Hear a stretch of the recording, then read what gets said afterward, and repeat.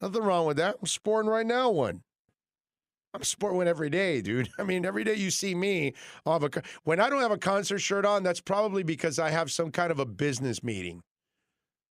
That's it. Outside of that, you'll see me with a concert shirt on, guaranteed. I love my concert shirts. Got to be buried in Iron Maiden, Eddie the Trooper popping out of your chest if you're ever exhumed. That's you know what? I kind of like that idea. That's right. You exhume the body, they open up, and there's Eddie coming out with the Union Jack flag on one hand and the American flag on the other, and all that. I like it. I like that. That's pretty cool. It's not a bad idea. If they open your casket, it starts playing the Trooper. Yeah. That's right. You know what? That's what I got to tell the wife to add some music to my coffin. You know, so it's got to be an Iron Maiden tune, a little Trooper, maybe. Man. Yeah, I like that. Hallowed be thy name. Little Run to the Hill. One guy says, bet more guys wear the sweater around the waist than bet more guys wear the sweater around the waist than old guys at concert shirts. No. No, I think no. I see plenty of people with concert shirts. Like, I don't know what that other guy was saying about 50-year-olds. I see plenty of people wearing concert shirts all the time, man. All the time. You walk around the streets and you'll see people in concert shirts, man. Definitely. I disagree with that. Sweaters around the waist, you don't really see that. I don't see that much. No, especially not down here. Dude, you must be hanging out in Bow Harbor or something like that all the time. Yeah, Bow Harbor shops. Yeah, some crap like that. You must be somewhere where, you must have some money. The rest of us that are working stiffs, that's why we wear concert shirts, bro. We're not going to go buy some really fancy sweater. Will this look good around my waist? We don't do that. In fact, we live in South Florida. We don't buy sweaters. Heck no. We don't need them. 48, still wear my Pumas and baseball caps. Damn right, dude. I'm 46, but all my T-shirts are either Bands, Dolphins, or Heat. Just plain black jeans and Converse. There you go, man. Be comfortable and cool. I like it. Concert shirts are a great connection to good times, dude. Forever. There you go. And it's also a conversation starter. Oh, definitely. Because I get it all. I have so many concert shirts that I'll whip out some that, like, people have never seen before, or a band or whatever. Like when I was in my last couple of trips, I took Greta Van Fleet shirts. You have no idea how many compliments I got on, oh, dude, love that band, dying to see that band, all that. All the entire time. I'll tell you what I really like about it is that not only are there conversation starters. Have you ever been in a line, like in a long line, like at a Walgreens or something like that, and you notice somebody with a concert shirt, and you kind of like, you might say something to them, you'd be like, hey, great big band. And then the next thing you know, you're stuck in a long line, you're having like a quick 5-minute conversation about the band, pass the time. That's right. And they tell you a nugget about what they saw in one show or whatever, or they saw them in Memphis and you saw them here, and what was the difference or whatever. Yeah, man, it's cool. Try doing that with a sweater around your waist. Exactly. Yeah. What are you going to talk to with the guy with the sweater around his waist? How's the stock market doing today? Orange futures are looking quite terrible this year. There you go. What's the name of those two old guys from Trading Places? Oh, God, one of my favorite Duke and Duke. No, they were Duke and Duke. They were Randolph and Mortimer. Yes. Big on 58, always have and always will live in Levi's. It's only rock and roll. There you go. Oh, the only problem is Levi's was sold to like a Far East company now, right? Oh, man. Our American jeans aren't really American anymore. How crazy is that? Now they're Taiwanese. Oh, man. That is just so twisted. All right. Charlie Stilitano is going to join us. We got a terrific soccer event coming to South Florida, and we're going to talk about that next. First of all here, Charlie, good afternoon, my man. How are you doing? I could not be better. sitting in a hotel in Milan, getting ready to watch Portugal, Spain. Ah, there you go. Oh, I'm a Spain guy. How about you? It's funny. I've got to know a lot of guys on both teams because we deal with Real Madrid for many years now, and I like both teams. I really do. I'm an Italian soccer fan and a U.S. guy, so I'm miserable this time of year. Well, I'm a U.S. guy too, but my parents are Cuban, which they came from. Their motherland is really España, chico. So with a last name like Alzuaray, which is Basco, we're from the mountains of Spain, apparently. So I've got to go with, since I don't have the U.S. in the race, I got to go with my boys from Spain here. Hopefully they can pull it off and beat pretty boy Cristiano Ronaldo. And I'm Italian, so I'm going to go with Italian South and go with Argentina. Nice. There you go. All right, that makes sense. Hey, did Cristiano Ronaldo ask you to pay his taxes? No, he did not. Okay, I'm just I know checking. him quite well. Just checking. I got some good stories for you. I actually had to watch him when he was a young guy, and he had an operation, and he was out staying at the Beverly Hills Hotel recuperating. That's a whole nother story. Maybe we'll have a beer over that. Okay. Wow, Cristiano Ronaldo, can he afford the Beverly Hills Hotel? Because that's a little expensive. Yeah, I think he's all right. Yeah. I didn't stay there. Yeah, I think he makes can. me feel better. I wasn't allowed to stay there, but he was. Yeah, I've been there too, but just to take a picture with the marquee outside. Not that I actually, went in. I could only afford to take a picture with the marquee outside. All right, Charlie, let's talk about this because you've got some great events coming down. And as a longtime soccer fan, I thank you, and obviously Stephen Ross has been a big part of what's been going on down here with the soccer movement, and hopefully now we'll get the MLS team soon. But you've got the women's ICC tournament coming down. We've got Manchester United, Real Madrid, Bayern Munich, Manchester City. First of all, let's get into the women's ICC tournament. Let's talk a little bit about that.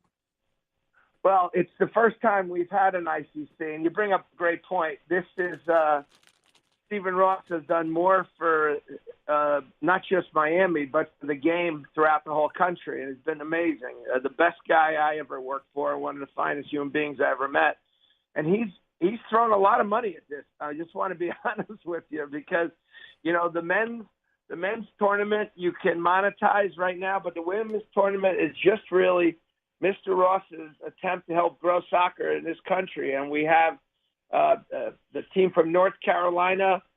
We have the North Carolina Courage. We have Paris Saint-Germain. We have Olympique Lyonnais and Man City. And these are probably, when you look at Olympique Lyonnais, they are the Real Madrid of the women's team now in the world football. They've won this Champions League 4 times in a row now, just crazy good. And Man City, lost to them in the semifinals. So you're really talking about some of the class of world football, of women's world football. And obviously, I used to say I was the venue director for the World Cup in '94 at Giant Stadium. And I used to say, welcome to America, where men are men and women win the World Cup. That was my introduction. And these, the women's teams in this country are second to none. And so we're kicking off the tournament July 26th. It'll be semifinal format.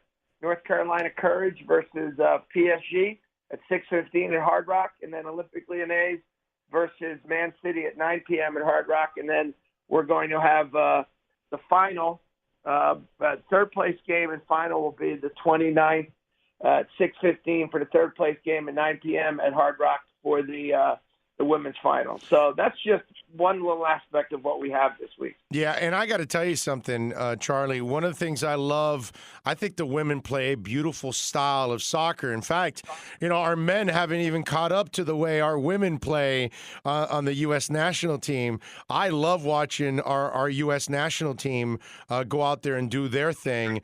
I think the women are extremely entertaining and fundamentally sound, too. Yeah, and I think that technically, like you said, they're really gifted.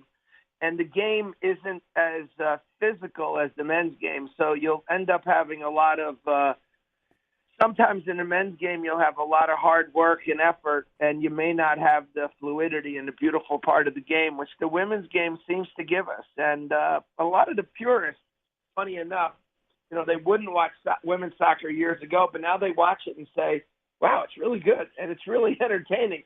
Sort of a throwback in a sense that's really highly technical, tactical, and the women are not as, let's say they're not as helter-skelter as some of the men's teams.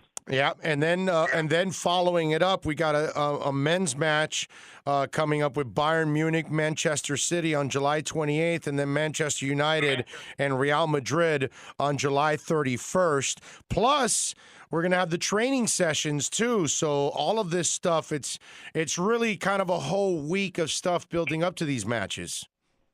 Yeah, it really is. And last year at the El Clasico, we had 45,000 people at the open training. So it's a very cheap, affordable ticket the night before each of the games, and you get to see all the players up close and personal. And then one thing I wanted to hawk here a little bit was our House of Soccer. And last year we had a Casa Clasico. This year we're really blowing it out. And on the 27th of July, this is where all kids are welcome. We'll have Legends games playing celebrities. We'll have so that'll be a lot of fun. Everything from a tattoo parlor to a barber shop. If you want to get a Paul Pogba haircut, you can go there and get nice. A kid. So it'll be really. I have to say this that Tom Garfinkel down there, the CEO of the Dolphins, Matt Higgins, and I have to say Danny Silman, our new CEO at Relevant Sports, is just crazy about House of Soccer and crazy about entertaining the fans. And it's really almost like it's become like an NBA All-Star weekend, the events around it. So it'll be a lot of fun. And earlier in the interview, you were talking about how much money Stephen Ross is pouring into this. And Stephen Ross pours money into everything: the stadium, the team, soccer. I mean, tennis now. I mean, he has become the best custodian we could possibly have for sports down here in South Florida. And we have to say sports because it's not just one that he is helping to support. Those that love international soccer, they've got to love Stephen Ross for that. If you love your Dolphins, he's doing as much as possible to win. I know the combination hasn't worked out, but the stadium is beautiful, and eventually they'll get it right. And now he saved the tennis tournament. I mean, I don't know how much more Stephen Ross can do for sports in South Florida. Yeah, and it's funny. He saw, and he's a Detroit Tigers fan, growing up in Detroit, and then in Florida later on, and then going back to University of Michigan, his beloved University of Michigan. But he's an American football fan first and foremost, and a baseball fan, right? And it's funny, he's a crazy Dolphins fan, as you would expect, but that's not just because he bought the team. He bought the team because he's a crazy Dolphins fan. Right. And so he wants to see him win as much as anybody. But, the funny part about it, he literally saw the changing face of Miami. And we talked about this at the beginning. You're, Cuban descent. And I grew up in Elizabeth, New Jersey, which is another, hugely Cuban population there. And, over the years, it changes. And the Cubano audience, for example, very, up on baseball and boxing, right? And now you have all the Latinos there that are, and not just that, and Europeans that are soccer crazy in Miami. And Steve saw this, and so, Mr. Ross to me, he saw this, and he basically has decided he's gonna provide entertainment for all people, and it's amazing. The guy is, honestly, I'm not saying this because he's my boss, but he is the most incredible person I've ever met, and his love of Miami and what he does for that city. He'll get the football part right, that's for sure. just taking a little more time than he wanted. Yeah, no, I know that. And listen, he doesn't want it to take that much time. He wants to. I know he wants to win more than we do, actually. Because hell, anybody that invests this kind of money, he's not doing it just for profit. He's doing it because he wants to win. He's committed to winning. So let's hope somehow or another that combination works out and we get a winner. Charlie, if people want to take part in these events, what do they got to do to get tickets? Yeah, go to International Champions Cup for the women's tournament. Pre-sale starts the 19th, and the 20th general on sale. But the women's tickets are very reasonably priced, and a lot of the stuff in and around the event will be free. So this is, and even the open trainings are very reasonably priced, and this will be a lot of fun. So go to International Champions Cup. Go to that website and you'll find out all the information you need. There you go. Good stuff there. Charlie Stilitano. Charlie, the co-founder and executive chairman of Relevant Sports. Looking forward to these tournaments. And as a soccer fan, I truly appreciate it. Charlie, thank you for taking some time, my man. We appreciate it. You got it. Pleasure. Anytime. There you go. Charlie Stilitano, man. And I can't wait for that. That's going to be fun. The women's tournament's going to be cool. And then Bayern Munich against Manchester City. That's going to be awesome. July 28th. Then Manchester United against Real Madrid, July 31st. And usually when they cut these deals, Stephen Ross and his staff are pretty smart about, hey, we need the names to come too because we're paying a lot of money for this. So most of the big names will probably be a part of these games, which is also cool for those that have never been to a Manchester United game or a Real Madrid game. Maybe you follow it from here and you don't have the money to go overseas to go see them in their home stadium, so they come here to you. And I think it's a really cool thing that Stephen Ross has done. I really wonder where and I know that it'll probably end up in Marlins Stadium, which is going to be an odd place. But when Beckham's team does start playing in 2020, they're going to play at some stadium here locally that's not theirs, because theirs will still be under construction at that time. And in a perfect world, it should be at Hard Rock Stadium. You close the top, you leave the bottom open. You should be able to get a good crowd for MLS games. I think it's going to be successful this time around. But it probably will be in Miami Bay and at the Marlins Stadium because the MLS wants it in Miami. Now, there's been talk about moving it around, that it'll be at Marlins Stadium for a couple of games. Then it'll go to Hard Rock Stadium for a couple of games. Then it'll go to FAU Stadium for a couple of games. Like that, the season broken down that way. So the entire Tri-County area for that first year while they await their stadium to be built, it gives them a flavor of MLS soccer. So Makes sense. It's interesting. Because you can do it at FAU, you can do it at Hard Rock, and you can do it at Marlins Stadium. And that gives you, an opportunity for the entire Tri-County area to get a little taste of MLS soccer. Well, the problem I would have with that, number one, it would be the varying crowd sizes. Of course. Each one is a different venue, especially FAU. That's a very small venue. But not for soccer. Not for soccer, no. No, not for MLS soccer. For MLS soccer, it's great. Oh, no, for MLS soccer, well, what it's does perfect. that hold? 30,000, right? I don't think FAU's not really my issue. It's just the issue if you got an 80,000 seat stadium at Hard Rock. I mean, the Beckham Stadium. No, not anymore. It's like 60-something. It's like 60-something. Remember they eliminated 15,000 for the scoreboards. Oh, I thought it was still about 80. I thought it was no, still it's roughly like 60. about 80. It's 60. It used to be around 75. Okay, so it's about 65. It's about 65,000. 60. 60,000 there. The Beckham Stadium's about going to be what? About third? About. I would say right around 30. They want to build it to around 30. Yeah. And Marlins Park is what? 40? Some 37, I think it is. 37. So you got these two really kind of bigger cavernous places, and then you got the one homey place in Palm Beach. But it's only 1 year. It's only 1 year, and it's only a sell the team to the county, the Tri-County area, get a taste of it. That's I just really don't what want. it's I all just about. don't want to get into a position where it seems like maybe the Palm Beach fan base seems a little more into it and a little more rabid because they have the smaller park. You know what I mean? I got you. I think that might create like a if not an actual imbalance, an optical imbalance amongst like the fans and how it's viewed. Yeah, I don't know. I don't think it'll make that much of a difference in the end. Where do I you- think it's just a way of selling it to different No, it's counties, fair, so yeah. that way they get enticed to buy season tickets when they officially open their stadium. I know the first moment that season tickets are available, I will be calling to get season tickets. Well, you're one of the biggest soccer fans I know. Yeah, That's but South Florida. I will. Yeah, but especially for South Florida soccer.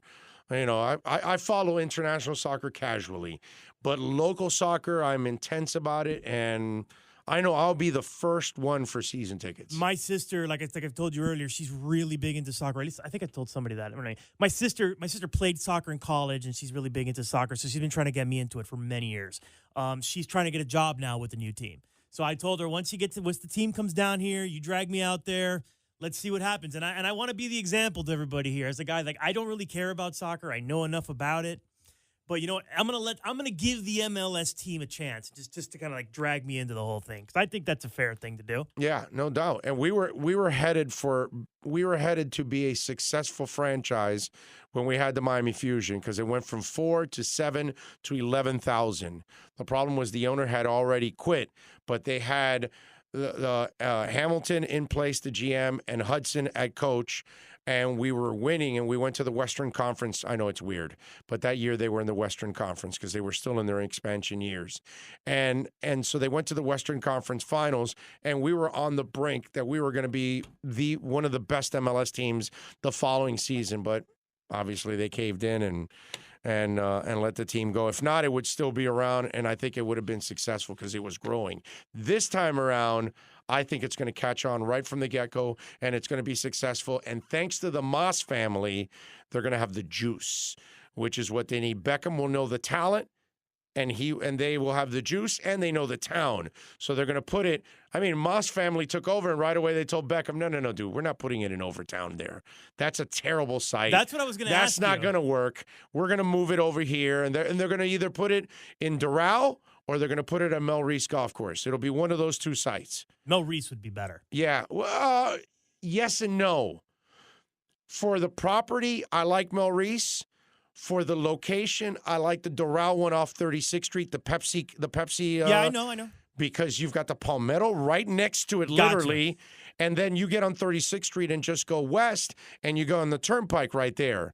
So that you got two ways. At the Mel Reese Golf Course, you are trapped inside 37th Avenue.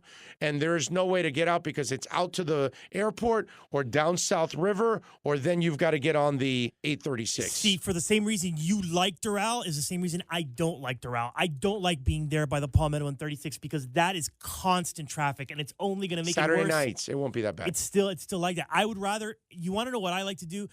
When I lived in Kendall for many years, I jumped on the rail, jumped on the People Mover, got to the Heat game, boom, boom.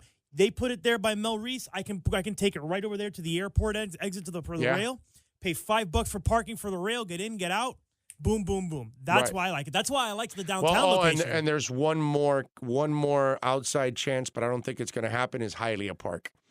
Yeah, that's not gonna happen. Right, But it would be good for the rail as well. but because the rail's already there. No, and the tri-rail's like a few blocks away too. Right, everything's there. You've got that, and 79th Street is pretty easy to get to the Palmetto and get to 95 and all that from the track. I live now on like Palm Avenue and like Okeechobee between like the Springs and Hialeah right there. So I'm right there by Hialeah Park. I'm right there by the station. There's so much access. I can get anywhere in this town within 15 minutes whenever I leave my house, regardless of traffic, give or take. Because it's so centralized. So yeah, that would be a good location from that angle. All right, let's take a break. We'll come back for the final segment right here on Miami Sports Radio 560.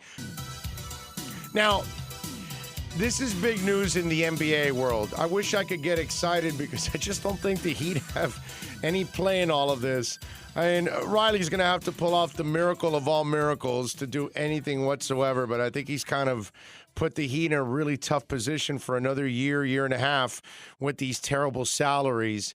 And I saw the news, Kawhi wants out of San Antonio. And it's like I see it, and I know it's big news overall for the NBA. There's no doubt that's going to create. Now, where's he going to go? Who's going to trade for him? The Boston Celtics right away are the ones that come to mind. That's the team that, to me, I look at and I say they've got so many assets, so many young guys and picks that they could easily trade for Kawhi. So we'll see if Kawhi, we'll see where Kawhi ends up. But man, that you would never imagine that the San Antonio Spurs would screw this up. Now, and you know what? I shouldn't even assume that the Spurs are screwing this up. Maybe Kawhi Leonard is, maybe he's kind of weird or odd. And we don't really know, and now we're kind of finding out that he's an odd bird. I have no idea. Because, let's think about this. Kawhi's been a guy that, the Spurs have been a franchise that they've never really had issues with players. Players always are comfortable. They've been able to take less money to go there. Some free agents have joined them along the way. And you really never hear about these kind of issues. And then all of a sudden, Kawhi Leonard and the team have had this, head-butting deal over his calf injury. And it's been a severe disappointment for the team and for Kawhi Leonard. That he was injured, that it lingered, that he couldn't play, that he couldn't help, all of that.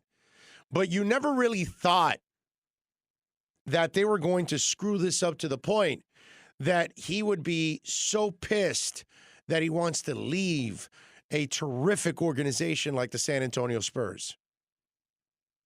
Now, remember, I don't know what it was, like 3/4 of the way through the season. Remember when Tony Parker and Ginobili were approaching him about playing and he couldn't play, and then I think it was Parker, whatever, took like a public shot? That didn't help either. So you're at odds with the team. You got some of the respected and Hall of Fame future players taking shots at you. So maybe it got to a point for Kawhi, like, I don't want to be here anymore. I don't know what it is. Does he, because he's part of a great organization. So now you risk going to the next organization that might be a disaster. Sure, they'll pay you, a bunch of money, but you're not going to win the same. Are you going to be happy with that? The Spurs won 48 games without him last year in the Western Conference. It's a pretty that's one hell of an accomplishment. Let me ask you something though, because this is human nature in my regard. If take the Dwayne Wade situation. Dwayne Wade spent his whole career down here in Miami, super top class organization, win every year for the most part, always competitive. LeBron James wants to go. He kind of fills his head with, you can do better, get paid top dollar, whatever. So he goes to Chicago and he goes to the Cavs. He automatically sees that the grass is not greener on the other side and that this was a big mistake and he would have been happier just staying with the Miami. Don't you think that Kawhi Leonard now has to learn that same lesson now? Because human nature says the grass is greener on the other side. Yes. Until you realize it ain't. You are 1,000% right, unless he goes to the Celtics, unless he goes to Miami, unless he goes to, whatever, the Golden State. You know what I mean? Unless he goes to the 3-4 other franchises that are run the right way. You know what I'm saying? Exactly. The ones that are run with class and know what they're doing. Right. Exactly. That's the Lakers. I would imagine now with Magic now, when Jim Buss was running it, the Suns were a bunch of morons. It was Dumb and Dumber running it. Yeah. So that I could understand. You don't want to go there and be a part of that. But maybe you do want to be a part of what Magic's building there now, because it looks like they're headed in the right direction outside of having to deal with LeVar Ball. So, yeah, you're right. You're 1,000% right, unless he ends up on one of those good organizations, which is only a couple. But if he ends up, like you said, the Magic, the Suns, you know what I'm saying? Absolutely. That's exactly what you're talking about. Chasing it out to like the Timberwolves or whatever, Portland, Speaking of the Timberwolves, that might be another team that could trade for him by giving up pretty good pieces. Yeah, they can give up good pieces, but How many times have the Timberwolves drafted well? And how far have the Timberwolves ever gotten? But this is it right here. This is their window. This is their window. Trading Love for what's it called? The youngster from Wiggins. Drafting Rubio, drafting Karl Anthony Towns. This is their window. They've hit on a few picks. They acquired a all-star in Jimmy Butler. This is their window to be a pretty damn good team in the Western Conference. The problem is they're doing it during the era of the Warriors. It's like, we loved our Heat teams with Timmy and Zoe. They were freaking awesome teams. Fun teams, Road Warriors. But damn it, man, it was going on during Michael. And the Knicks. Well, yeah, but the Knicks had the same issues we did. They had a good team too, but it was during the Michael era. Utah Jazz, they had a damn good team too, but it was during the Michael era. Cleveland Cavs, Brad Doherty and Price and Elo, Dance and Elo, all those guys, but they did it during the Jordan era. It sucks, man. Some of these franchises, they have some pretty damn good teams, but the window is the wrong time. And that's the thing. Minnesota can have a nice team, but they're not going to get there. Now with Kawhi, if they can swing a deal, I don't know what they're going to trade. I still think Boston's the one because they have so many picks and they have young players that they can do a package for Kawhi. If they want to do a sign and trade where they trade for Kawhi's, bird rights and all that good stuff. Now, Boston is a team that does it right, man. They build through the draft. They'll powder you with a free agent here or there to help boost the team. Like, is Al Horford going to make or break your team? No, but he's a good player to have on your team, especially when you have a Kyrie Irving. Right.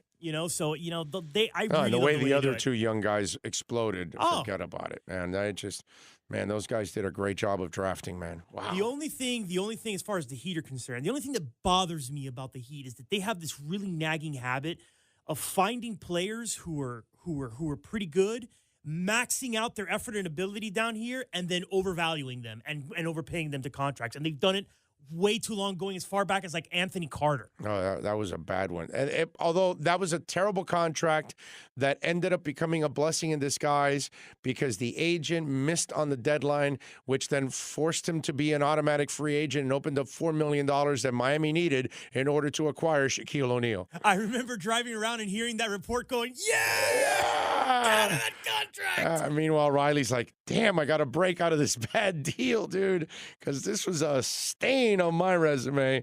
All right, we thank Matthew Caldwell, the president of the Florida Panthers, the injury expert Will Carroll, Charlie Stilitano, co-founder and executive chairman of Relevant Sports. Of course, Danny, excellent work by you. Thank you, sir. Solana, as always, rocking out and helping us get prepared for the show. Also, Hollywood, thank you for helping out also on the program. We will see you tomorrow. Same time, same place, same bat channel. Stay tuned. Hockman and Crowder are next.